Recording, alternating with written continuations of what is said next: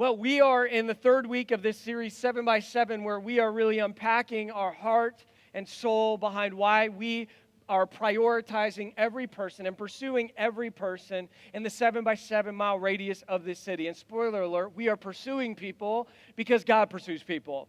We choose not to avoid anybody because God avoids nobody. And we go to people instead of waiting for people to come to us, because that is at the heart and soul of the story of Jesus. Not that He waited in heaven for us, but that He brought heaven down to us. He pursued us right where we are, and because of His pursuit of us, we can experience the life that He offers.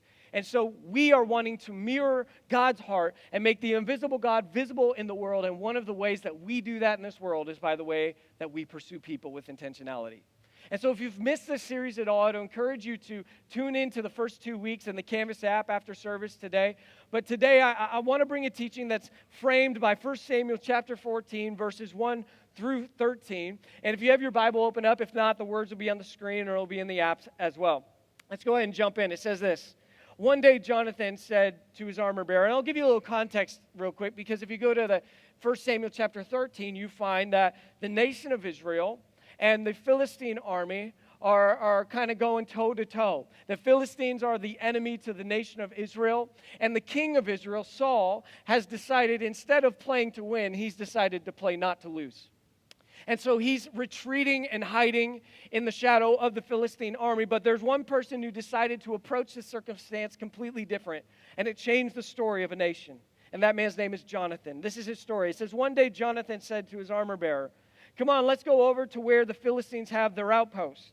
But Jonathan did not tell his father what he was doing. Jonathan's father is the king, Saul. Meanwhile, Saul and his 600 men were camped on the outskirts of Gibeah around the pomegranate tree at Migron. No one realized that Jonathan had left the Israelite camp. To reach the Philistine outpost, Jonathan had to go down between two rocky cliffs that were called Bozez and Sinai. The cliff on the north was in front of Michmash, and the one on the south was in front of Gibeah. If you're pregnant and looking for baby names, there you go, 1 Samuel 14. Come here, Michmash. Let's go across to the outpost of those pagans, Jonathan said to his armor bearer. Perhaps the Lord will help us, for nothing can hinder the Lord. He can win a battle whether he has many warriors or only a few. Do what you think is best, the armor bearer replied. I'm with you completely, whatever you decide. All right, then, Jonathan told him. We will cross over and let them see us. If they say to us, stay where you are, we'll kill you, then we'll stop and not go up to them. But if they say, come on up and fight, then we'll go up. That will be the Lord's sign that He will help us defeat them. When the Philistines saw them coming, they shouted, look, the Hebrews are crawling out of their holes. Then the men from the outpost shouted to Jonathan, come on up here and we'll teach you a lesson. Come on, climb right behind me, Jonathan said to his armor bearer, for the Lord will help us defeat them.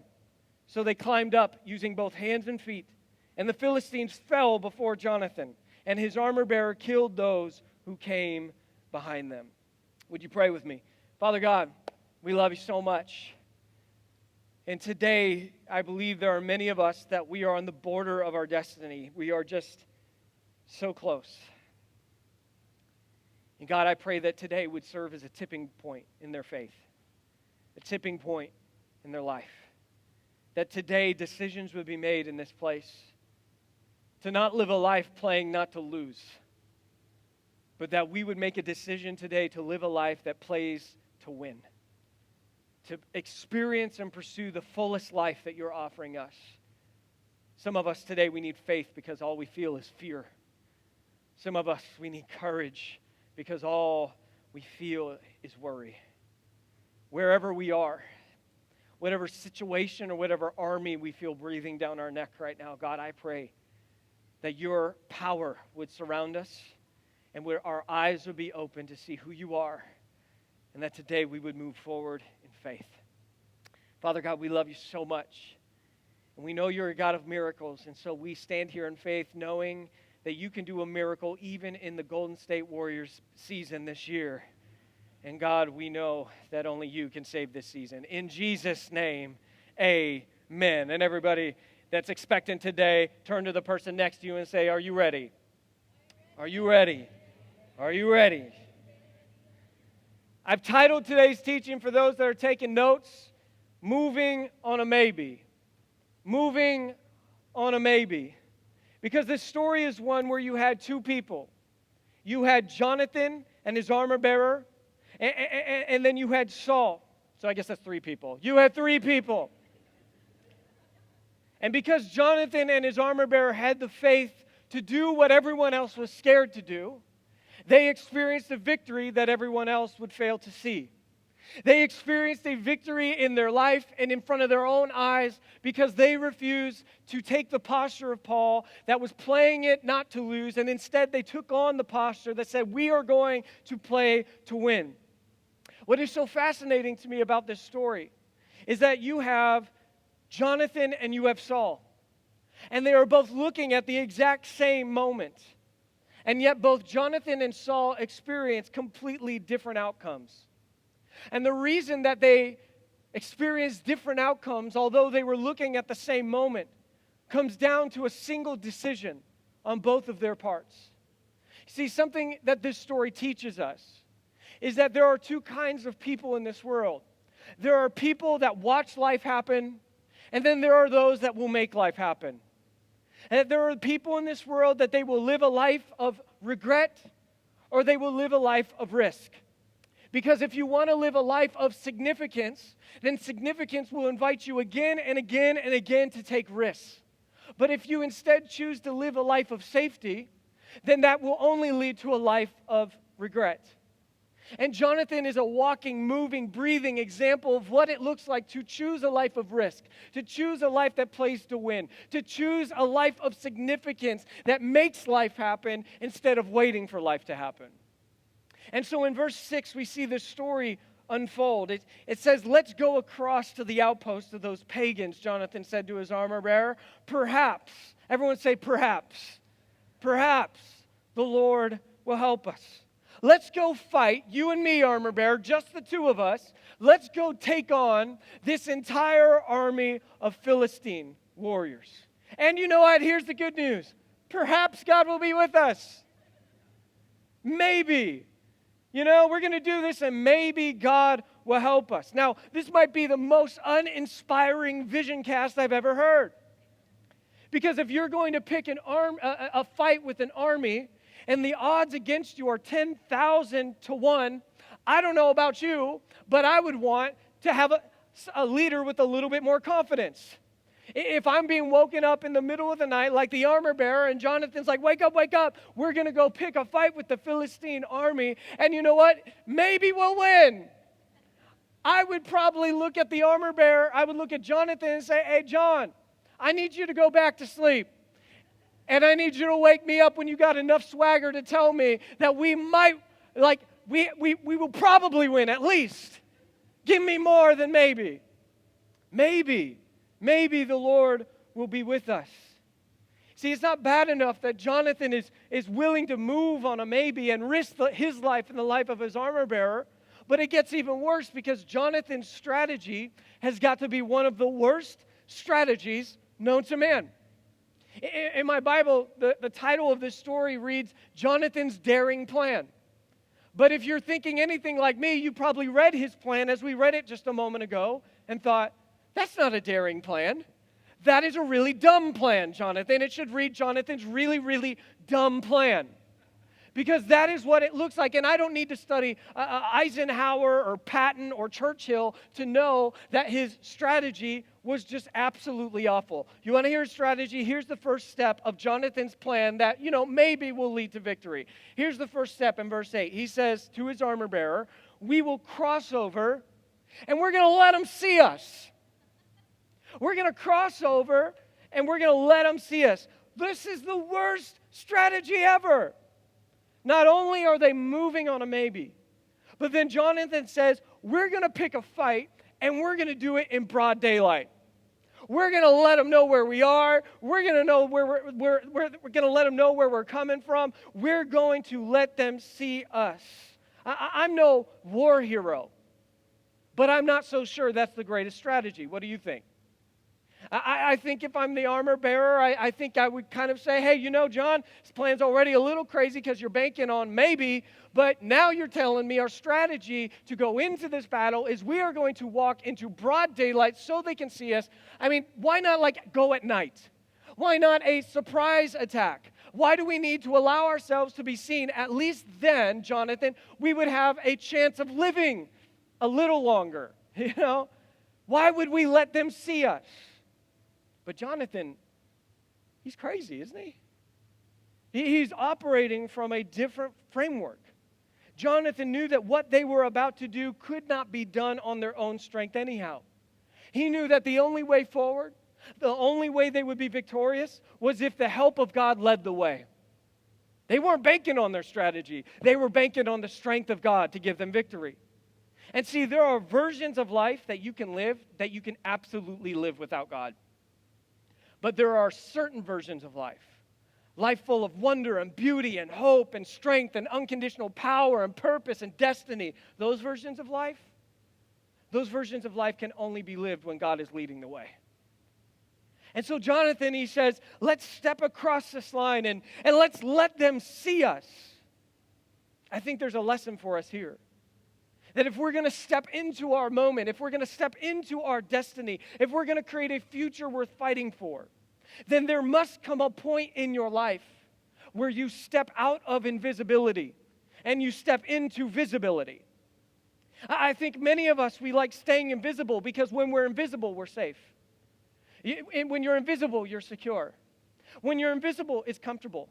When you're invisible, people can have all sorts of conclusions about who you are without actually knowing who you really are. And some of us have grown comfortable with being invisible in our faith. Can I ask you, how visible is your faith in your workplace? How visible is your faith in your workplace? Does anyone know that you actually follow Jesus? As a matter of fact, I know that for many of us, this is a tension that a lot of us walk in. This is a tension you feel. You know how I know? Because I get stories almost weekly of people who are like, I found out Susie's a Christian at my work. Yeah, she's totally a Christian. I had no idea. That all these people are like living as underground Christians, scared to be visible. And you see another Christian, you found out they're a Christian, and now you have like this secret sign to say, hey, yeah, I'm still following Jesus. You're like, at lunch. Because we're still living invisible. It's this like, we have these secret Slack channels. It's still invisible. And the reason so many of us settle for invisibility is because people still really like you when you're invisible. It's when you become visible that you're going to get critics. It's when you become visible, you're going to have to actually take a stand for what you believe in. When you become visible, that you're actually going to risk being judged by others. And there's so many of you that people at your work, they just know how awesome you are. They say the nicest things about you. Wow, they're so kind. Wow, they're such a good worker. Wow, they're a great teammate. Wow, they have incredible work ethic. Wow, they're amazing. But the thing is, they know what you do, but they still don't know why you are the way you are. They still don't know why you have been changed, why you're so kind, why you're so loving, why you're such a good worker, why you're generous, why you're a good teammate. They don't know the why or the source of your life because you've refused to bring the source of your life into daylight for others to see. But Jonathan, he says, look, if we are going to see God do a miracle, we are going to have to step out of invisibility, and we're going to have to step into visibility, and we're going to have to be seen. Have you ever crossed paths with like a celebrity or athlete that you're just like in awe of? And you see them, they come into the room, and you like don't want to be that person. So you don't like run over to them and be like, can I get an autograph? Can I get a picture? Oh my gosh, like can we Instagram together? Like, so you just kind of like casually look down, have your phone ready, you take a secret photo, and you're just like hoping that they'll make eye contact with you. They'll be like, hey, and you're like, oh my God, Taylor Swift? Oh my gosh, what are the odds? What are the odds? Can I take a picture with you? I remember when Jenna met her first love. And I wish I could say her first love was me, but it was not. It was a Canadian fellow by the name of Steve Nash, who played for the Phoenix Suns. And we'll pray for that person after service. I remember one time we were at an event when we lived in Arizona. We lived in Arizona still.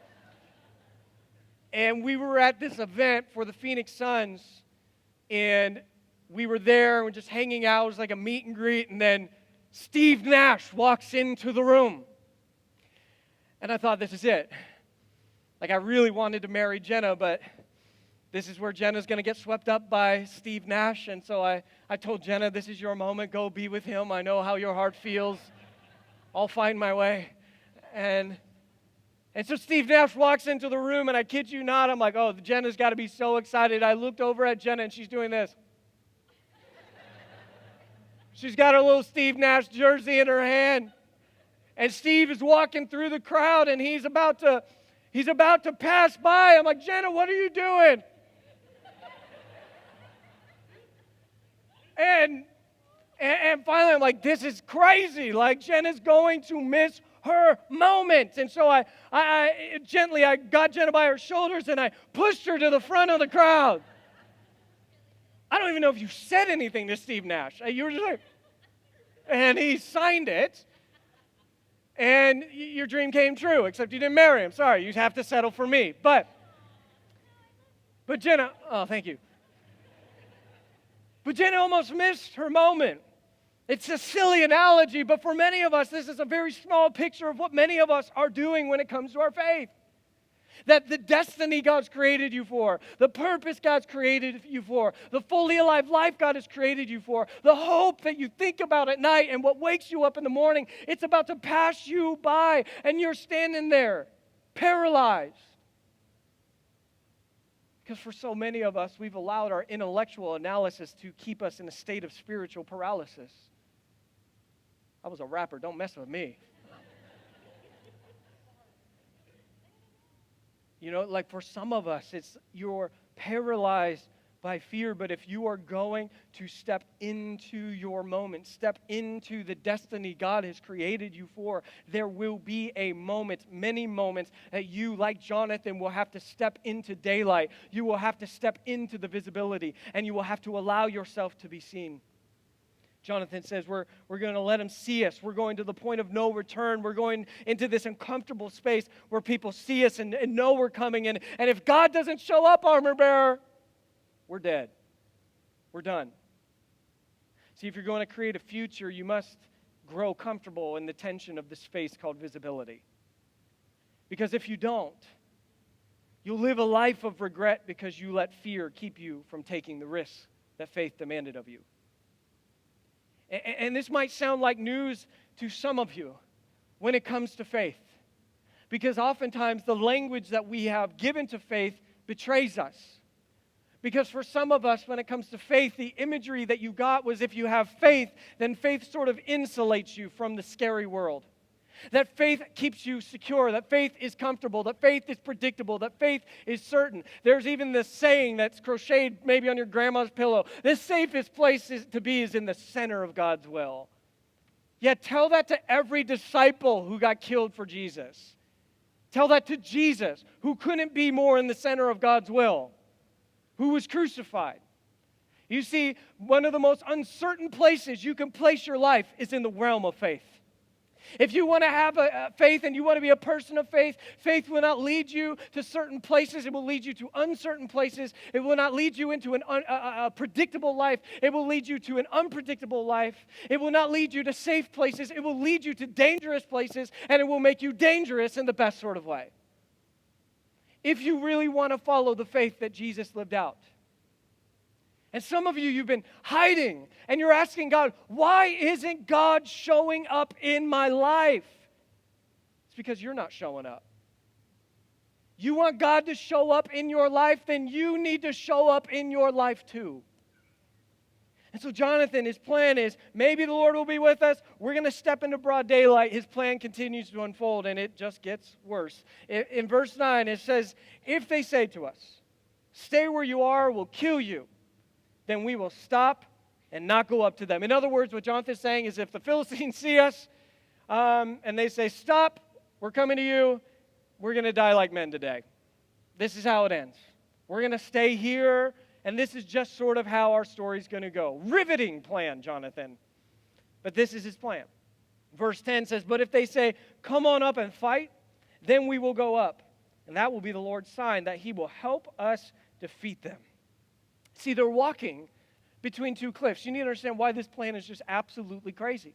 They're walking between two cliffs. The Philistines are on the top of the cliff, and it doesn't really take a military strategist to know that those who are on the higher ground have an extreme advantage to those that are beneath them. And so here is Jonathan's plan. It would have made more sense if he's like, hey, if they come down here, because they're going to have to climb this mountain or climb down this mountain, we could just pick them off one by one by one. That would at least give them a chance. It would make a little more sense. But Jonathan's great plan, his dumb plan, his daring plan, whatever you want to call it, his plan is, no. If they say, hey, we're coming to you, then we're going to die. That's it. But if they say, come on up and fight, we're going to come on up and fight.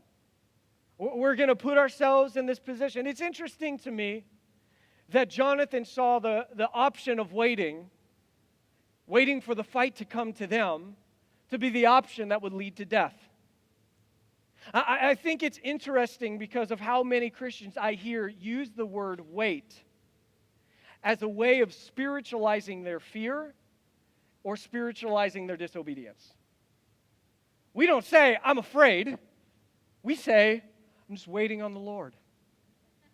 We don't say, I'm just not going to do what God's put on my heart. We go, I'm just waiting on the Lord to show me a little bit more. I'm just going to wait on the Lord. Right, as if you outran God. And God's just trying to catch up to you. He's just like, whoo, you run fast. Man, wow, I got to work out a little bit more. Like, are you kidding? God, can I tell somebody today, I think this is for somebody. You have not outrun God. You're not waiting on God. God is waiting on you. Now, there's some of you, you are on the border of your destiny, and you're like, I'm just going to wait on God. No. You're afraid. Or maybe you're just being disobedient because you're not waiting on God. You did not outrun the creator of the universe. He's waiting on you. And so Jonathan says, if they say, come on up and fight, then we will go to the fight. That's our plan. We will not wait for the fight to come to us, but we will go to the fight. And the Philistines call them up to fight. And that's what they do. It's insane. Verse 11 says, when the Philistines saw them coming, they shouted, look, the Hebrews are crawling out of their holes.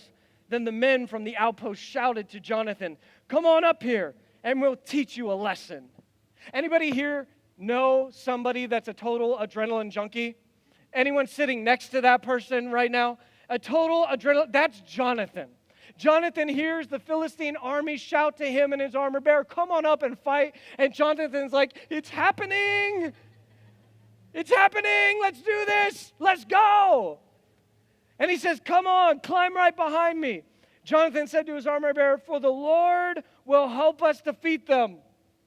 And I love that the scriptures don't record the armor bearer saying anything. He was probably praying, oh God, why? Change the plan. But here's what I find interesting. If the Bible is sacred, in this mysterious, beautiful way, if the Bible is sacred, I have to believe every verse is sort of in there for a reason. So I find it very odd, very funny, that the author included verse 13. It seems so insignificant. Verse 13, after the army calls them to climb up, verse 13 says, so they climbed up, using both hands and feet. Oh, right. I thought they took an Uber to the top. I thought they rented a scooter and just scooted all the way to the top. Thank you for including this detail that they used both their hands and feet. Why is this detail in here? But I think the author includes this detail because the author wants us to know that when they're climbing up this mountain, hands and feet, that they were completely vulnerable. That they were totally defenseless, because I think the author's wanting us to know something about the state of mind of Jonathan. That he put himself in a position that he was totally defenseless, and he did it because in Jonathan's mind, his God was his defense.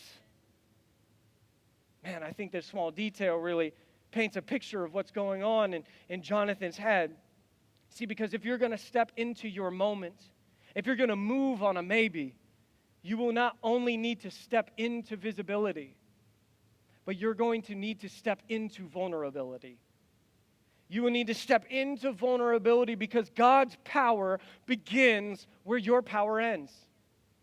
If you're going to move on a maybe and step into your moment, you won't just need to be visible. It will be required that you are also vulnerable. You're going to need to be okay trusting God when you're defenseless, because you know in your heart of hearts, you know in your soul that your God is your defense. Can I ask you, when was the last time you did something that could not have happened without God? This is something that's really fun to talk about. I'm going to trust God. When was the last time you did, though? Because the proof's in the pudding. I don't know what that saying means, but it's true, right? Like, you could talk about this, but when was the last time you actually did something that if God didn't show up, you were done? When was the last time? See, if you're going to step towards your destiny, you're going to have to step away from your security. Man, I know people in the front heard it, but I need to know people in the back heard it. If you're going to step towards your destiny, you're going to have to step away from your security. There's a version of life that is full of wonder and beauty, and it's not waiting for you, it's waiting within you. But you will never unleash this life, this destiny, this purpose, as long as you choose a life of invisibility and comfortability. There is no growth in the comfort zones. And I hate to burst your bubble, there's not a whole lot of comfort in the growth zones. There's no growth in the comfort zones, and there's not much comfort in the growth zones. But I would rather grow and be uncomfortable than be comfortable and stay the same my whole life. How about you?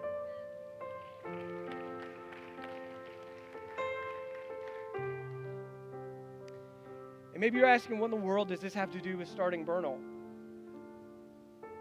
Everything. I'm preaching this to you because this has been preaching to me. This has been the process I've had to walk, the path I've had to walk, because it would have been easier and safer for me to stay invisible with this vision to take this church into multiple neighborhoods in San Francisco. It would have been way more easy. It would have been way easier to just kind of keep it to myself until it made more sense to bring it into daylight. And so I feel, though, that God is calling us to step into our moment, and we will never be able to do that if we always play not to lose. So we are a church that will play to win. We're going to step into the visibility. We're going to bring it out into daylight. But man, it makes me feel vulnerable. And I know I speak for Ryan and Elizabeth, and I bet the whole launch team feels the same. When we step out, we're moving on a maybe. Oh, God, please let this work. That's been a lot of my prayers. God, may this church step into this moment, God. May this work, may many people be reached with the glory and goodness and power of your love, God. But I feel vulnerable in that moment because I know this will not happen with just me or Jenna or the launch team or the Tackets. It won't happen with half of us or 3/4 of us. It can only happen with all of us. And even then, it's not enough. We need the power of God. He is our defense. He is our power. And so I feel vulnerable because this is bigger than myself. I feel vulnerable because this is greater than my own strength.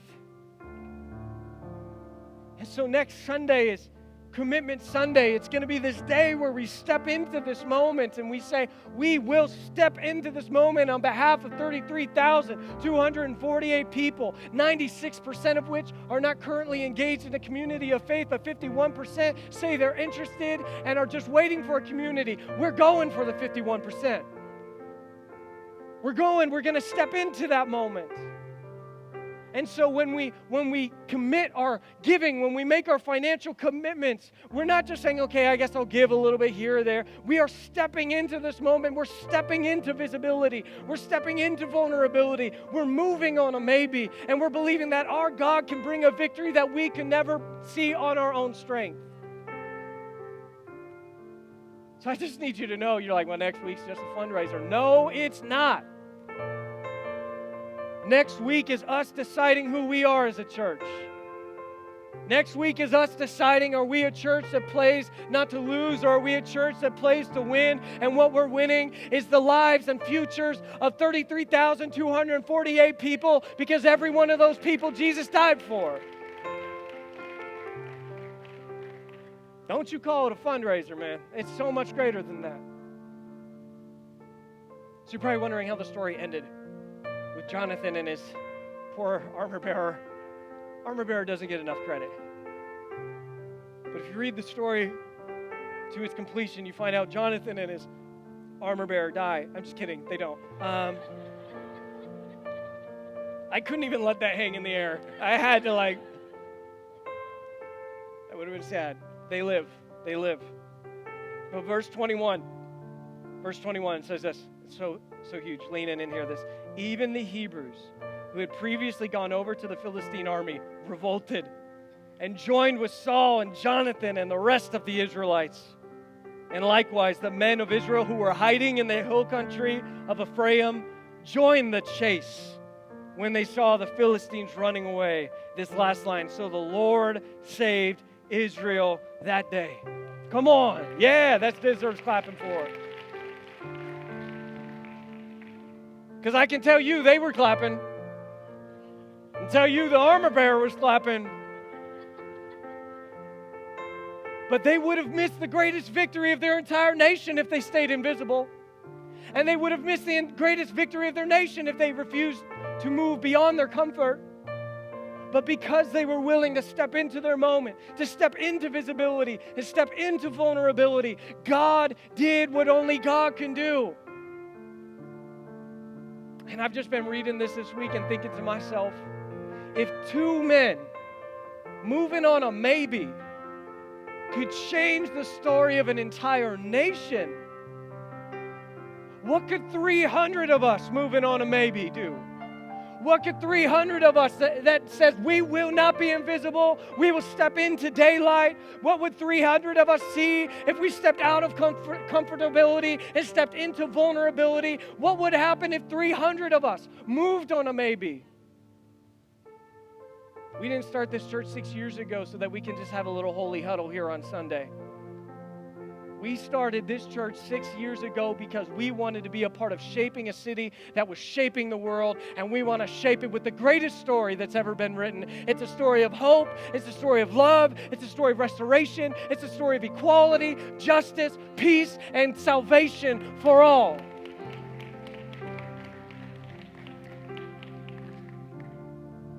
And I want to see what this story could do in the story of San Francisco.